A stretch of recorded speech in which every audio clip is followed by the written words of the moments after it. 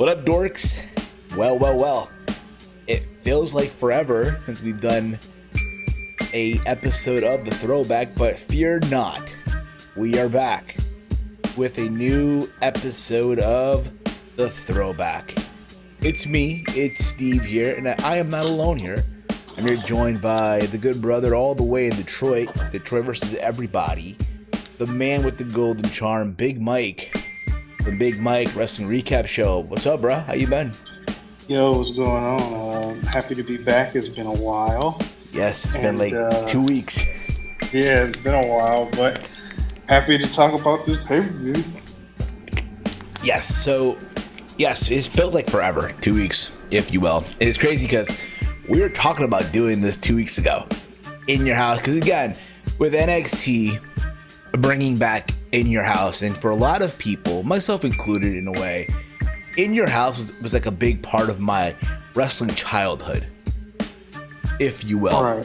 Right. So when I heard that NXT was bringing it back, I got excited. I'm like, oh, cool, awesome. Now, depending when you listen to this coming Sunday will be NXT Takeover In Your House. I only hope that they do bring back the old setup for In Your House for Takeover. I know they won't in reality, but one can hope, right? Yeah, I would be sorely disappointed if they don't bring it back. I know it's a Full Sail, because I know they do NXT in Full Sail, which is crazy, right? When you think about WWE nowadays doing their shows at the PC, right? Raw and SmackDown 205 Live, but yet NXT still is in Full Sail. But that's besides the point, or around the point for that matter. Anyway, this week, because of In Your House, we decided to go back in time to the very first In Your House that took place on May 14th, 1995, Mother's Day Sunday. That's right, In Your House 1, which took place at the Onondaga County War Memorial, which is part of the Onsetter Complex in Syracuse, New York. Attendance was 7,000 people, and it was a pay-per-view. It garnered about 332 buys. 332,000 buys, which is basically the equivalent to a 0.83 buy rate. When you look back on this show, I thought this show, for me, okay, listen, this was the first In Your House. Granted, if you look into the rest of all the In Your House that's passed prior to this, there have been better ones. But I thought this one, honestly, for the first In Your House, I thought, honestly, it was, for me at least, I gave it a pass. I gave it a C+. Mike, what about you? Yeah, I think I'm around that point too. I'm giving it a C+ as well. We can agree on this show had everything. Bret Hart wrestled twice. They gave out a house. It is hilarious as all hell. Doc Hendricks on commentary is the bleeding shits. Doop, if you will. And yeah, WWE 1995, man. What can I tell you? What the fuck can we tell you? Holy new generation. The new generation. But goddamn, yo, Bret Hart, I swear to God, yo, can make anybody. This is what I learned from watching the show. And again, granted, if you look back into the history of Bret Hart, he can make anyone look like $1 million. He can make anyone feel like that person belongs in the ring with Bret Hart, if you will. Right. Now, granted, when you look at the show, I'm on Wikipedia, right? The show was like an hour and 40 minutes. Almost 90 if you will. It was a short show. But if you look at the card, dude, they left out 3 matches from the pay-per-view itself. Which I'm like, why? Why would you leave these matches out? I don't know. Why would you? If you will. Like, the match they left out, Jean-Pierre Lafleet, which is basically PCO, versus Bob Holly. Whatever. Who gives a shit? Right? All right. All right. Undertaker versus Kama. Bam Bam Bigelow versus Tatanka. The British Bulldog and Owen Hart wrestled to a draw. Like, these are matches that I feel like, honestly, granted, you know, I would have added them. Cause at least it would have given that little umph, if you will. Yeah. But I'm like, what the fuck? How does Mabel and Adam Bomb get the main card treatment, but yet Undertaker and Kama get the dark match treatment? It's beyond me, dude. It's beyond me. Well, one's a King of the Ring qualifier, and the Yeah, other but dude, one this is is the Undertaker, dude. This is the Undertaker. Well, yeah, that's true, but these were essentially what house shows. Well, So King of the Rings were like filler pay-per-views until you get to the main show, right? So, granted, back in the 90s, back in the day, you looked at your main four, right? WrestleMania, Royal Rumble, Survivor Series, and SummerSlam, right? And then you'll have some big shows in between. You'll have the King of the Ring.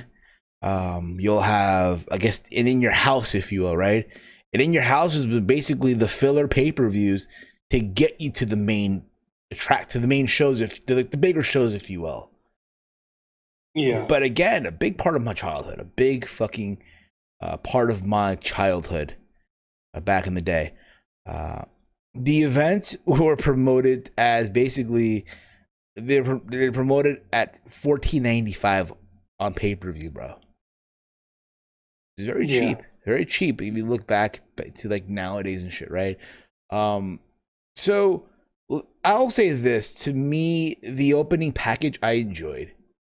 I don't know what it is, but with Todd Pangel talking like back in the day, in the beginning of these shows, I always thought, oh, this is badass. Like, holy shit.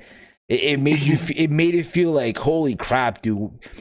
Happy if the guy succeeds, but goddamn, if he fails. And with Pangel doing the narration. Yeah. Just saying, dude. I wish, honestly, they can go back to that. Even if it's NXT, I would literally mark the fuck out. I'm saying this right now. I would mark the fuck out if this Sunday at Takeover in your house, right, they bring back Todd Pangel for the video packages. That would be cool. Think about it, yo. Imagine him hyping up Adam Cole versus Velveteen Dream. Or Adam Cole, oh my bad, Tommaso Ciampa versus Karrion Kross. You know what I mean? Yeah. But again, guys, that's beside the point.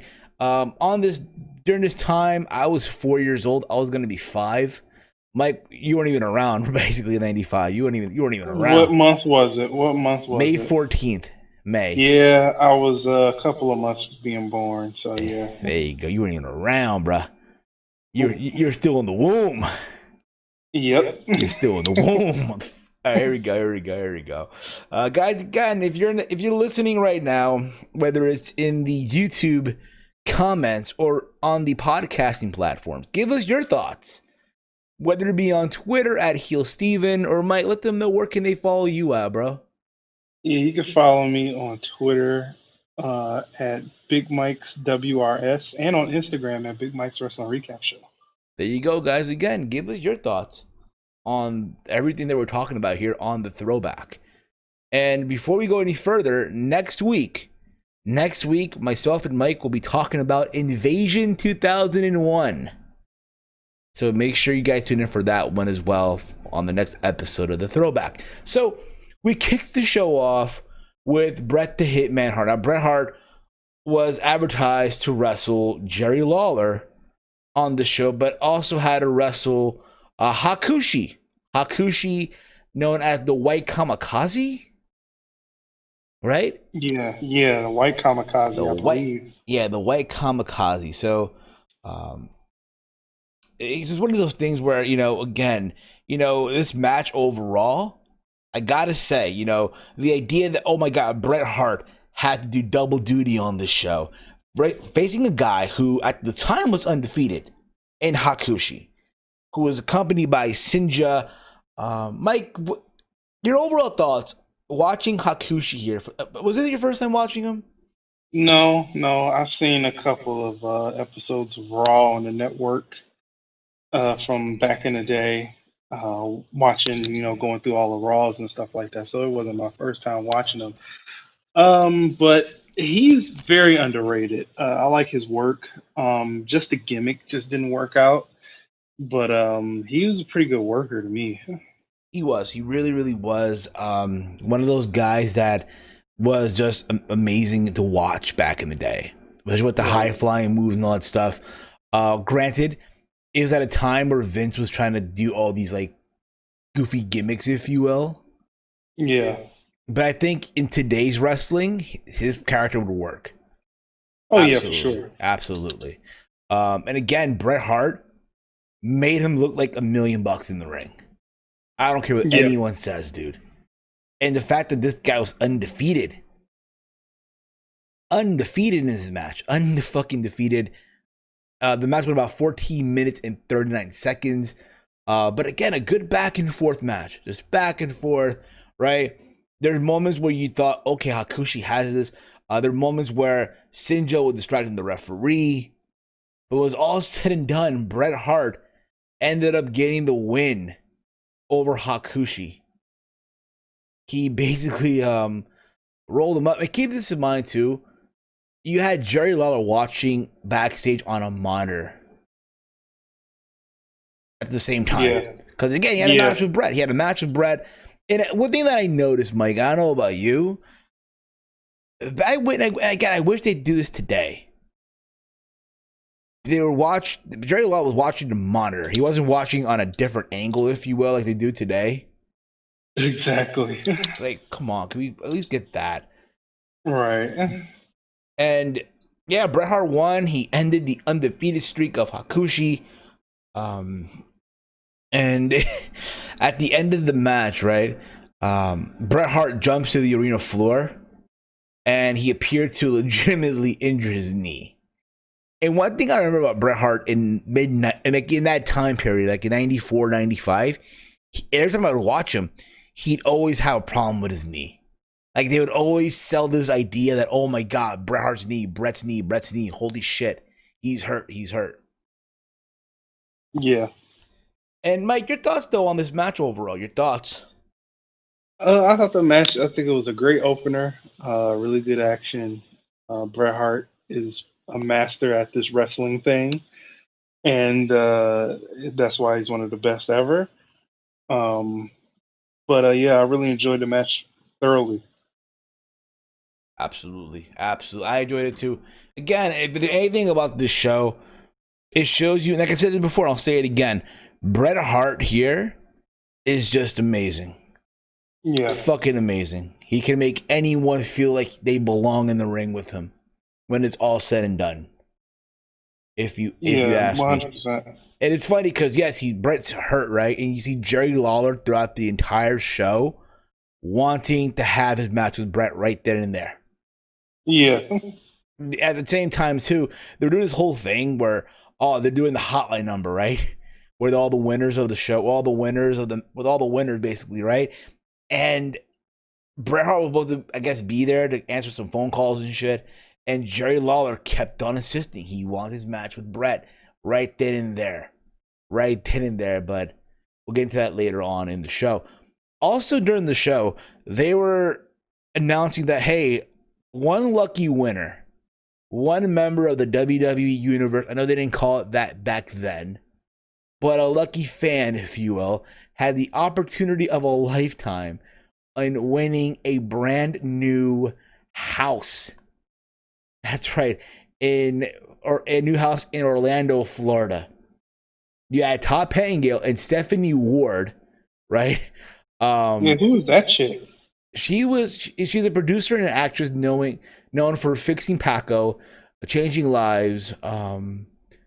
And yeah, she joined the WWE in late '94 as a co-host of WWF Mania, Yeah. where yeah, that's basically her thing. That was what she was doing back in the day. I'm not familiar with her, to be honest with you, but for Wikipedia, that's what she did. Um, So they were doing this whole thing. Like they had police officers, security guards, if you will, literally protecting like this pool of like all these letters and shit. Yeah. And one lucky winner could win this new, at the time, just amazing house. Keep this in mind. This is the 90s, right? Right. So at that time period, this house that they were going to give away was, holy shit. Can you imagine? Like the way you did, to me, that was like the way they did giveaways back in the day.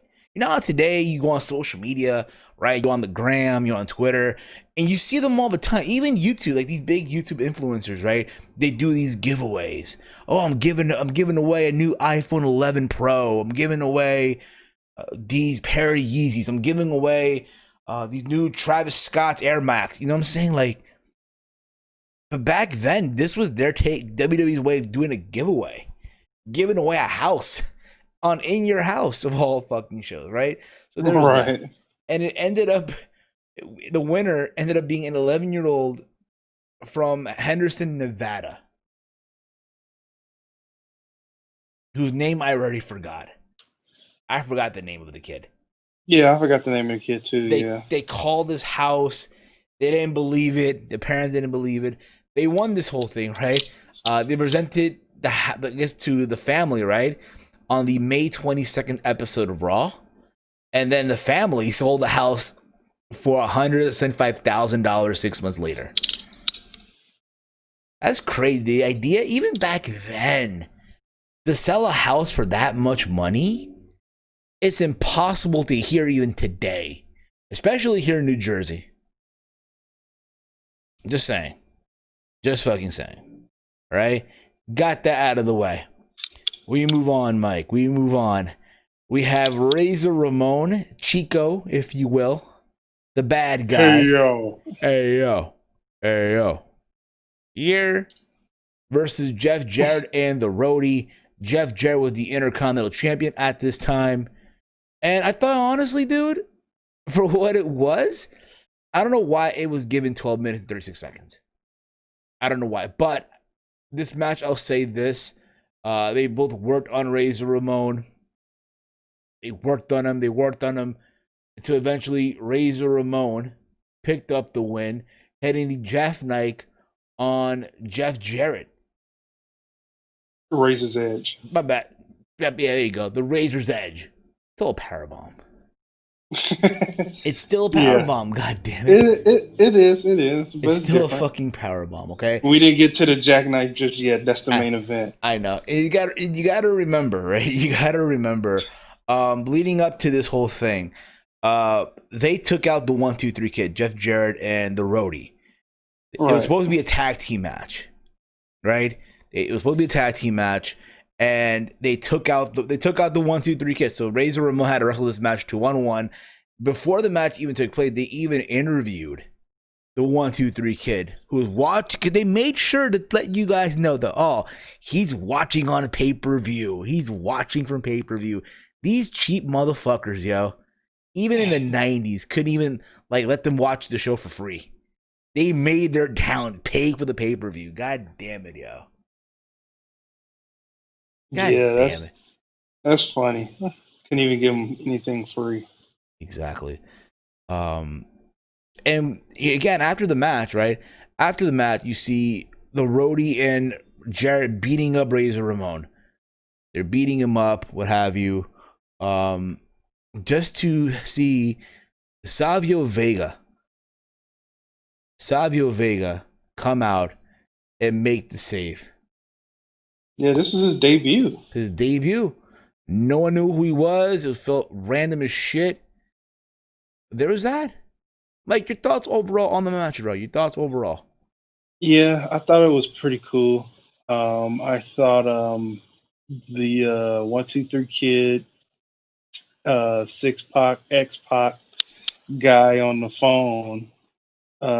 You think he was high when he was on the phone talking to them? Fuck yeah, dude! You gotta believe he was on that powder. He was on that nose candy, bro. Come on now. I don't think he was a pill popper when he was younger. I don't know if he was indulging into. He was popping molly. He was sweating, bro. I'm just saying, man. Pop, man, I'm sweating. Yeah, that was hilarious to me. But You know, Mike. it was funny how they was reacting to Savio Vega. Mike, I'll say this though. In 1995, you want to know what I was popping at 4 years old, dude? You want What? to know what 4-year-old heel Steven was popping, bro? In What? 1995, I was popping Wilmas, bro. I was popping Wilmas. That's right. What the heck are wellness? I was popping Wilmas. Flintstone vitamins, bro. Come on, man. Oh yeah. Okay, all right. I was popping Wilmas. I'm sweat. I was popping Wilmas. I was healthy, bro. Come on, Yeah, I popping, remember those Flintstone vitamins. Those were awful. The powder ones. Those were pop the awful. Wilma. Hey, bro, pop Wilma. I'm healthy. Just saying, man. Just say one time, bro. Pop Wilma. I'm healthy. No. Anyway, but your thoughts though, Mike. Your thoughts on Yeah, Savio Vega showing I up said on. my. Fair enough, man. Fair enough. It's been a while, man. It's Yeah. been a while since we've done this stuff, so bear with us, guys. We then have from there again. We go on to seeing again Jerry Lawler insisting to have the match right now with Bret Hart. Why are we having Bret? Why are we having Jerry Lawler wait? Right. We go on to Mabel and Adam Bomb in a King of the Ring qualifying match. Oh my god. This match was the bleeding shit. I'm just saying that right now. I This is. remember a year before they made Adam Bomb was the heel. Yeah, I know, right? And they try to make him a baby face. I get why they might have, because of the size and all that, right? But I felt like, honestly, here, like, nah, bruh. It wasn't it. And they're pushing Mabel. Yeah, that's what was awful. This was heel Mabel. They didn't have Oscar anymore. Nope. From Men on a Mission, the rapper dude, for anybody that's wondering what I was talking about. I know. But yeah, this was awful. I hated Men on a Mission as heels. Me too. I missed that rap team when they came out to the ring and shit back in the day. But yeah, me too. That's beside the point. This match was the bleeding shit. It was like it literally lasted 1 minute and 54 seconds. Not even 2 minutes. They couldn't even give these guys 2 minutes. Like, come on, bruh. Yeah, but we all know who won King of the Ring that year. Yeah, we know who was gonna go on to win. The worst one. Mabel. There you go with that. Let's move on, Shaq, because the less we talk about that, the better, okay? Rest in peace, Mabel, by the way. So there you go with that, too. Yeah, true. We go on to Owen Hart and Yokozuna defending the WWF or WWE Tag Team Championships versus the Smoking Guns. This was the rematch from WrestleMania 11, by the way. Owen and Yoko were accompanied by Jim Cornette, my uncle, by the way, everyone's favorite wrestling manager of all time. God damn it. I'm kidding. I know everyone wants to. I know everybody and their mother wants Cornette's head on a silver platter. Holy shit. And Mr. Fuji. Right? It's very obvious from watching this match, Yoko was not at the same level that he was a year prior. Or 2 years prior to that, when he was WWE champion. It's obvious as shit here. Don't get me wrong, Yoko still had the speed a little bit, but it just wasn't the same anymore. It really wasn't. His weight got fatter. I know I shouldn't be talking. I know that. Holy crap. Owen, again, here was like the shining thing on the match. The shining, I guess, grace here, if you will. It is crazy to think that a couple of weeks ago, they talked about Dark Side of the Ring. They talked about Owen Hart and all that. It's like, god damn, I really missed this guy. Yeah. You know what I mean? And then you watch Owen here wrestle, and again, he was amazing. Owen took the bumps for his team here and worked with both Bart and Billy Gunn, right? And it's like, it's crazy to think that this guy, over a decision that was so stupid, he's no longer with us. Yeah, no, it stinks. And I remember, like, you heard Jericho in the documentary say, hey, Owen could have had a career resurgence. Think about the matches you could have had in like 2000, right? Yeah. Owen and Jericho. Owen versus Benoit. Benoit. I know nobody wants to say that name, but still Who cares? Owen versus Eddie. Owen versus Edge. Even though they had a match already. The list goes on. Yeah. The list goes on of all the matches he could. Hell, even the WWE title run. Why the fuck not? But the point here, though, again, this match, for what it was worth, Owen saved this match for me. It was all said and done, though. The team of Owen and Yoko got the win. Mike, your thoughts on the match?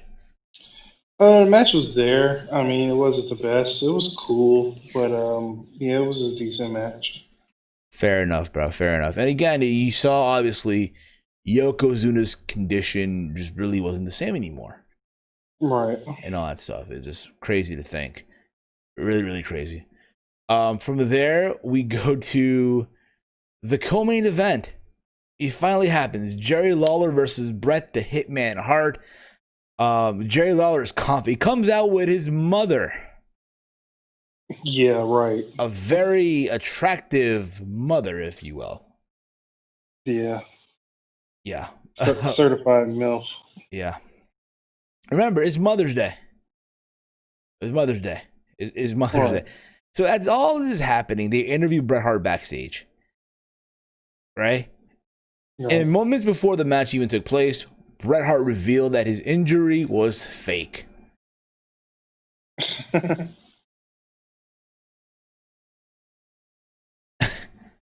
It was fake. Yeah. He fooled everybody. He fooled me. He fooled you. Damn, bro. He worked everybody, bro. He worked everybody. Yeah. Just like everyone got word when Drake Maverick allegedly got fired. I don't want to hear it. Just like Carol Baskins killing her husband. He fed them to the tigers. They snacking. Just saying. Right. Just saying, okay? Right. We get to the match. Everyone thought that, yes, finally, Bret Hart is going to get his hands on Jerry the King Lawler, right?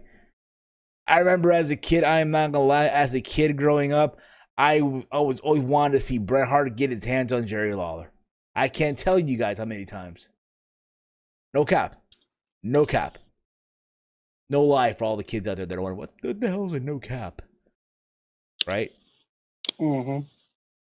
And it looks like it's going to happen. It looks like Bret Hart is finally going to have his way here, right? On that big old mean Jerry Lawler, the Burger King, right? Right.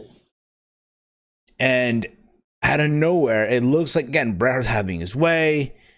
And then out comes, again, there's a moment where the referee gets attacked, right? Yeah. That what happened, Mike? The referee got attacked? Yeah, it was a ref bump. The old ref bump, if you will. And then out come, again, the moment where I guess Bret had him, I think in the sharpshooter it was? Yep. Right? And the sharpshooter, out came Hakushi. Yep, the white kamikaze. The white kamikaze himself comes out, and he keep this in mind, right? Earl Hebner became tied upside down the ring ropes. Yeah. Keep that in mind. And he performed a diving headbutt to Bret Hart, that being Hakushi. And then after that, Lawler won the match when he rolled up Bret Hart for the pinfall. This match went about 5 minutes and 1 second, by the way, dude. Yeah, it was a short match. It was a short. Yeah, go on. I'm sorry, bro. No, go ahead. Yeah, it was a short match, but I feel like it was short because this rivalry was going to continue, especially where you find out where it was going to lead into later on in 95. Right. So I was fine with it. I was totally fine with it. No problem whatsoever. Mike, your thoughts, though? I really don't have any. Self-explanatory. It was the heel ways of Jerry King Lawler, aka the Burger King. And we will all see what will happen after this. So, yes. And from there, we go on to the main event. Big Daddy Cool Diesel versus Psycho Sid. for the WWE Championship. So let's give you guys the whole breakdown of this, right? So as you guys remember, WrestleMania 11, Diesel defeated Shawn Michaels to retain the WWE Championship, partly due to interference by Michaels' bodyguard, that being Sid, backfiring, right? And the following night, Michael stated that for a potential rematch, he would give Sid the night off, causing the bodyguard to turn on Michaels by powerbombing him 3 times. And Diesel eventually came out to help Michaels. And Michaels was legitimately injured. And this sidelined him for 6 weeks, effectively shelving literally plans for a rematch between Diesel and Michaels. And then Diesel was scheduled to defend this title against Bam Bam Bigelow, a member of the $1 Million Corporation stable, after a stage confrontation between the two on the April 16th, 1995 episode of Action Zone, a secondary television program for the WWF. On the same day on Wrestling Challenge, another secondary television program, in a segment featured the corporation, and Bigelow was notably snubbed, signaling a turn. Over the weekend of April 16th, right, a match between Sid and Diesel was scheduled for In Your House, in which Sid could potentially face Diesel for the WWE Championship, depending on whether he retained or lost the title to Bigelow.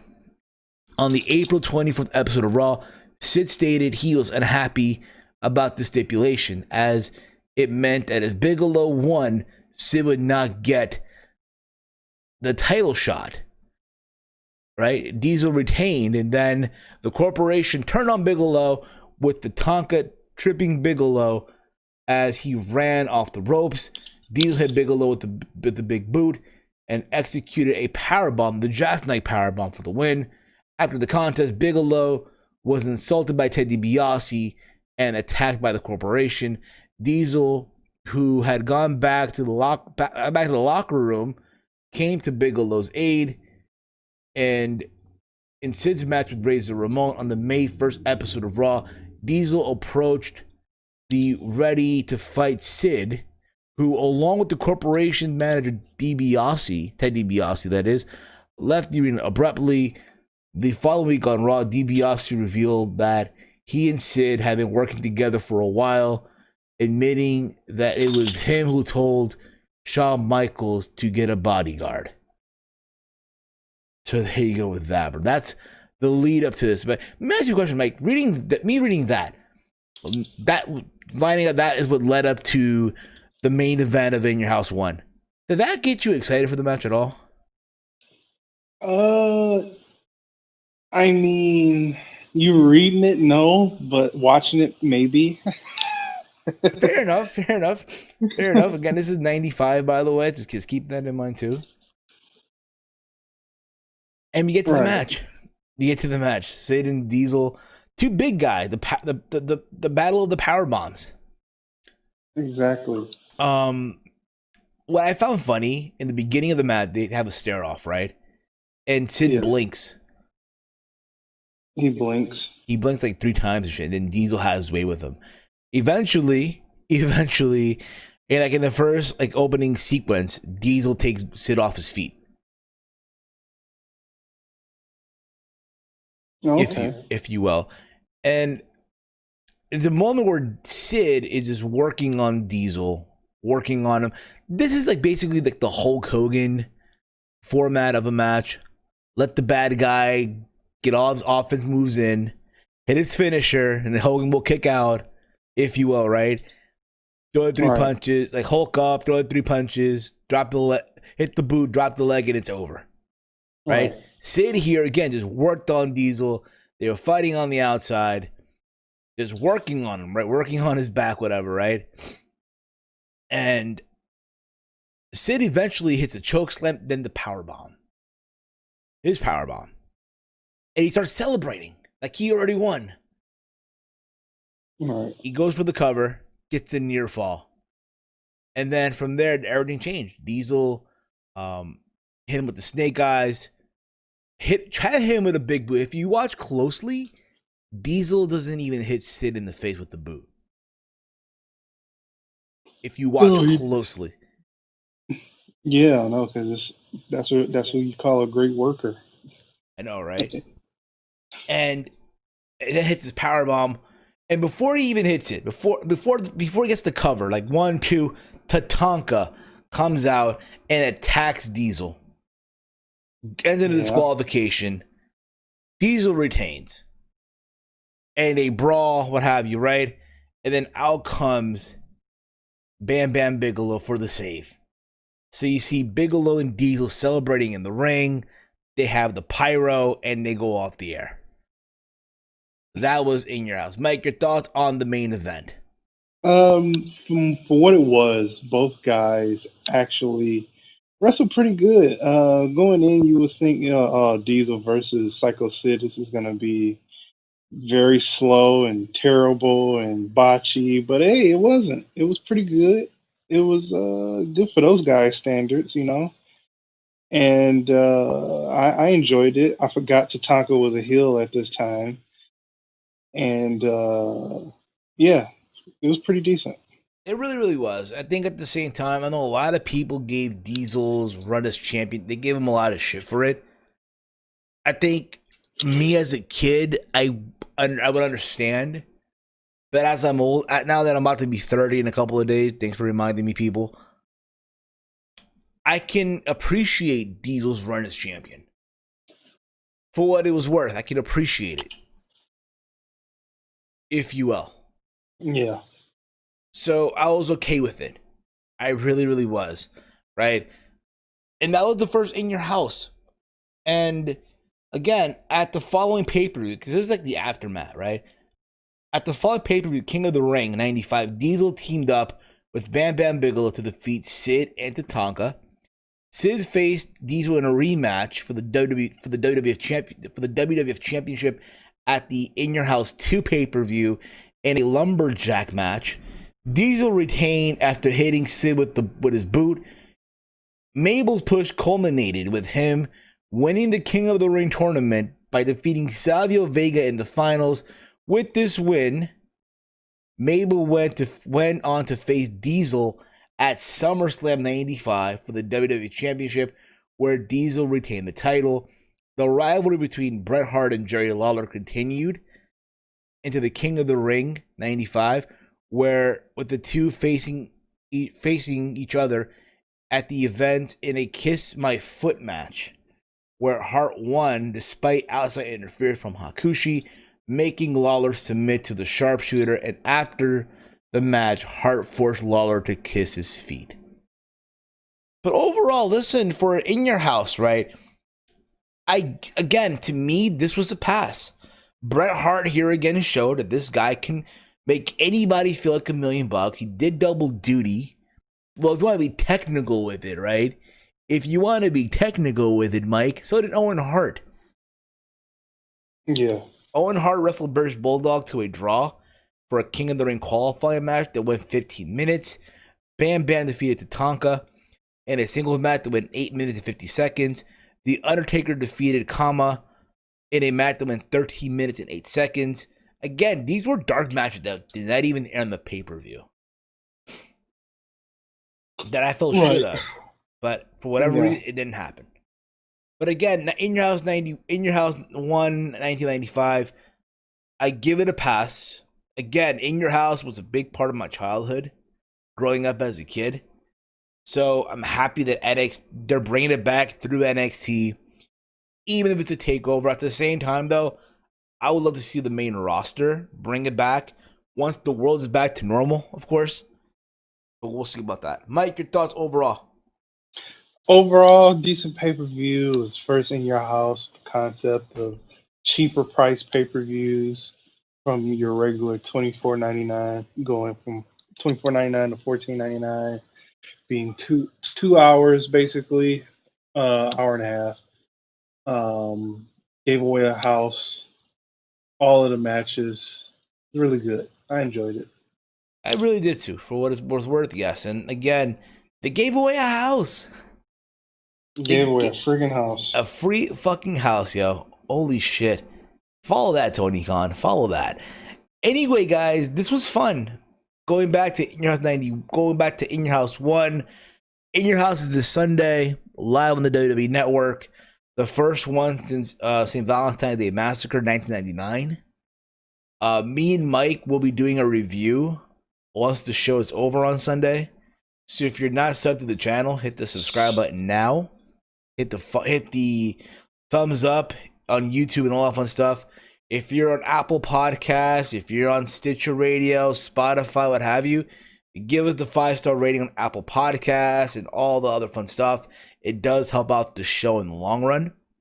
You can follow me on Twitter at HeelSteven. If you're on the YouTube channel right now, hit that subscribe button down below. And Big Mike, let them know, bro. Where can they check you out, man? Yeah, you can follow me on Twitter at Big Mike's WRS. You can follow me on Instagram at Big Mike's Wrestling Recap Show. And you can subscribe to me on YouTube at Big Mike's Wrestling Recap Show as well. And with that being said, guys, remember next week we'll be recapping Invasion 2001. But more importantly, guys, this has been another installment of the Throwback. Peace out, dorks.